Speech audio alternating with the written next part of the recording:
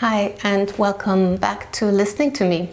Today I want to talk about how to end procrastination and how to become more productive. I tend to procrastinate quite often, and then I feel really bad about not having got things done, which in turn actually makes it harder to start the thing, and it's this vicious cycle of being extremely unproductive. So I looked into what psychologists and motivators out there have found that we can do to help with this. And maybe you found, like me, that some of these things, they sound really good, but they're actually really hard to keep up on a regular basis. So I want to share with you what I find has made a really big impact and things that I feel are quite easy to do on a regular basis and be consistent with, and that have made actually a real profound impact on how I do things and have helped me be more productive. When I talk to my son about this, he says he procrastinates because there are certain things he doesn't like doing. For example, he'd rather be gaming than doing his homework. And that is one of the reasons why we put things off. If the task is boring or uninteresting, then we don't have the same motivation to get it done. But I knew there had to be more to it because I quit my job in order to start making these videos, and I'm really excited about this. This is not boring or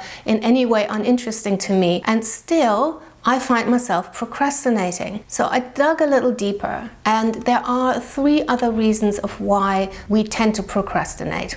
1 are tasks that are unclear or not specific enough. 2 would be tasks that seem too difficult or somewhat daunting for us to get started with.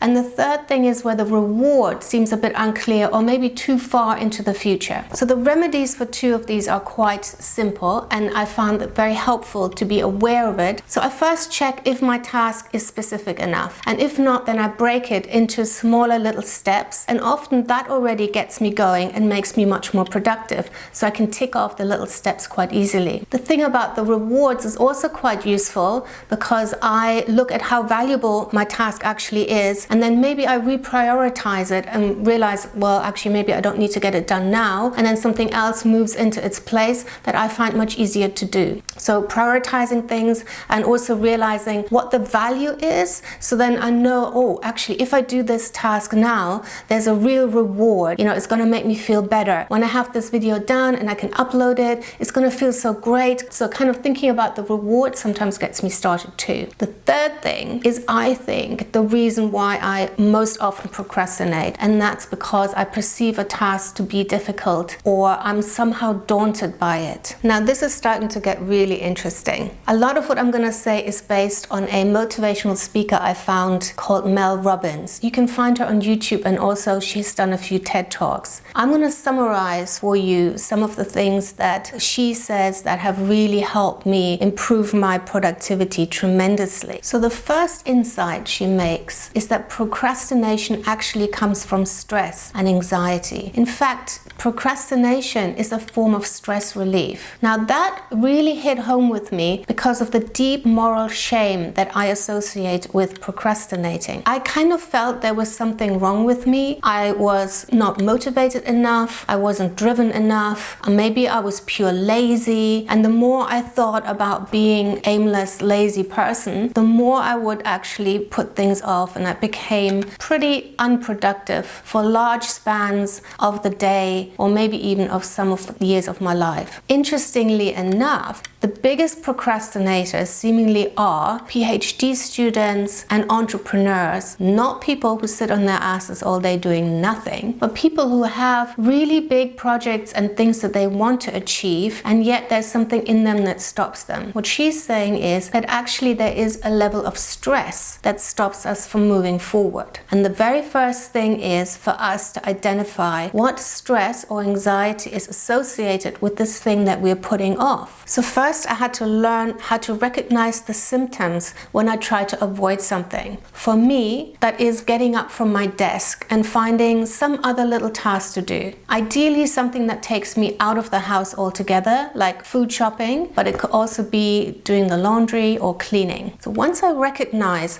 that I'm avoiding the task that I'm meant to be doing, I simply acknowledge the fact that there must be something in that task that is causing me stress. The second symptom I learned to recognize when I am actually putting a task off is my sudden need for more information. I feel I can't move forward until I do a little bit more research and I need to know a little bit more about it. That was an interesting one for me to discover because it's a little bit sneaky. I feel like I'm actually doing something better for the project, but I absolutely know most of the time I'm putting off the time of starting the project by saying I don't have enough information. What I'm talking about here, distracting myself with other things, the need for more information, those are of course habits. And by the time we get to our age, we have found a whole bunch of habits that are not always necessarily in our best interest. So how do I break the habit of procrastination? Well, Mel Robbins to the rescue.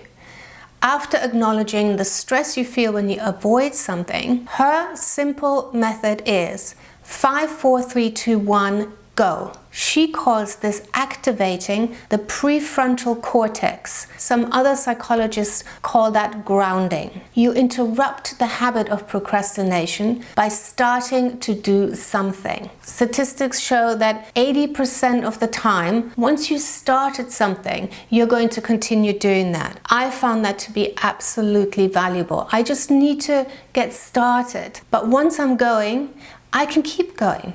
And my aim is to only work for 5 minutes. That's the other thing. So you start something, you say to yourself, I'm not going to even finish this. I'm only going to do 5 minutes. And then, of course, you find yourself doing a lot more most of the time. And then, last thing that we need to know about this.